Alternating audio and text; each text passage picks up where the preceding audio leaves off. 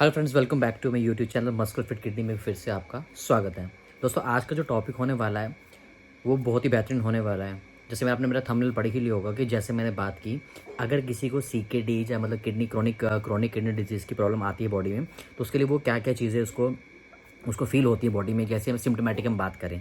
उससे पहले दोस्तों, अगर हमारे चैनल फर्स्ट टाइम है, चैनल को लाइक शेयर एंड सब्सक्राइब करना भूलिए, क्योंकि इस चैनल पे मैं बिल्कुल एक यूज़फुल इन्फॉर्मेशन दूंगा और बिल्कुल जेन्युइन इन्फॉर्मेशन दूंगा, जिससे आपको ये चीज़ क्लियर हो सके कि मैं कोई ये नहीं कहूँगा आप ये करें वो करें, या कोई मतलब ना रॉकेट साइंस नहीं बताने वाला। सिंपल सी हम बात करेंगे आज।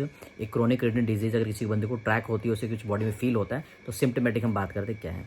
फर्स्ट, अगर दोस्तों हम बस सिम्टम की बात करें, जब किसी को क्रोनिक किडनी डिजीज़ की प्रॉब्लम होती है, बिकॉज आज के टाइम में मार्केट में जो हमारा फूड एट में है, जो खा रहे हैं, बहुत सारी चीज़ें, लाइफस्टाइल जो हमारा उठना बैठना खाना पीना, उसके कारण कहीं ना कहीं ये बहुत सारी जो सीकेडी की प्रॉब्लम आप देख सकते हैं, इंडिया रिसर्च में भी आप जाके गूगल भी कर सकते हैं, बहुत ज़्यादा फैल रही है। तो क्रोनिक किडनी डिजीज़ की हम बात करें, छोटा बड़ा एज कैटेगरीज में सभी आ रहे हैं।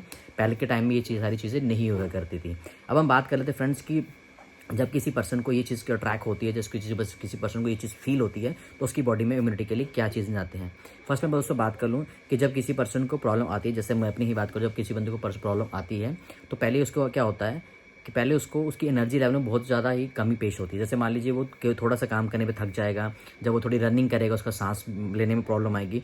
तो मतलब ये कुछ सिम्टोमेटिक चीज़ है जिसके कारण उसको बहुत सारी प्रॉब्लम फेस होती है। मतलब लो एनर्जी की हम बात कर ले, उसको ही आती है।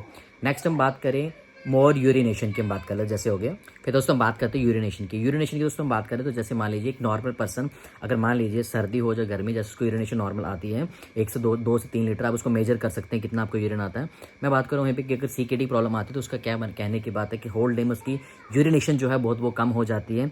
और साथ ही साथ उसकी अगर हम बात करें, उसका यूरिक एसिड इंक्रीज हो जाता है, जो आप एक जिसे हम कहते हैं RFT के टेस्ट के माध्यम से भी समझ सकते हैं। तो कहने की बात यह है कि उसका यूरिनेशन कम हो जाती है, उसके मतलब स्वेलिंग उसकी बॉडी में फेस की जाती है, मतलब उसके टोज, उसके जो पाँव होते हैं, स्वेलिंग हो, तो फेस आल्सो, उसकी थाइस पे उसकी स्वेलिंग पाई जाती है। This is all because of high uric acid उसका बढ़ जाता है। अभी हम बात करें क्रिएटिनिन की लेवल के 0.8 से लेकर 1.4 होता है एक मेल का, ह्यूमन मेल का। और वही हम बात कर ले एक ह्यूमन लेडीज़ की बात करें तो 0.7 से लेके 1.1 तक उसका एक रेंज होती है, जो आप उसकी एक लेडीज़ की होती है। ठीक है, इस डिपेंड ऑन बिकॉज मेल में टेस्टोस्टेरोन ज़्यादा होता है, इसलिए टेस्टोस्टेरोन हार्मोन और ईस्ट्रोजन हार्मोन बहुत है डिफरेंट, तो इसलिए जो मेल में जो क्रिएटिनिन का लेवल हो 1.4 1.5 तक माना गया है नॉर्मल।